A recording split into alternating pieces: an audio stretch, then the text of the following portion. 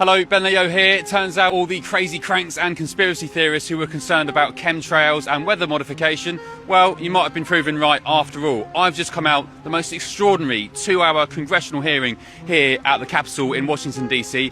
on that very topic. Experts all agreeing weather modification, cloud seeding, chemtrails, it's real. Here's what happened. My written testimony goes into detail explaining my decision to join more than 500 other scientists and academics from around the world to call for a solar engineering non-use agreement. I'll just briefly state, first, the understandings are not sufficiently developed to know what the outcomes would be, and unintended consequences are almost certain to happen. Second, our 70-year history with weather modification should give us some humility in thinking that we can understand what the consequences might be. We've been trying to modify the weather for 70 years, and we don't know if we're modifying the weather. And finally, we have one Earth, and experimenting on it carries considerable risks. I have likened geoengineering to risky gain-of-function research on viruses with uncertain benefits and catastrophic risks.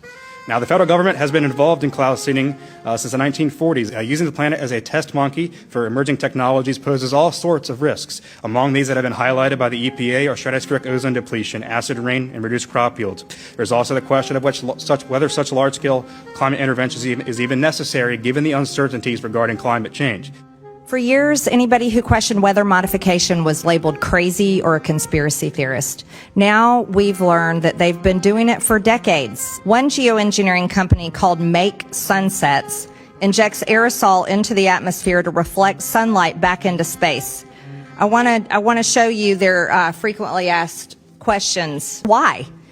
It says, unless we reflect sunlight, tens of millions of people will die, and 20% of species may go extinct. These climate activists have come so far that they are actively trying to inject chemicals into the air to block the rays of the sun from hitting the earth.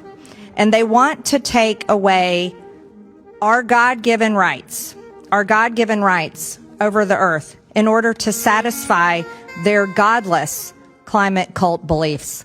Potentially cooling the earth could also cause people to freeze to death, crops to die, and could literally lead to killing millions and millions of people.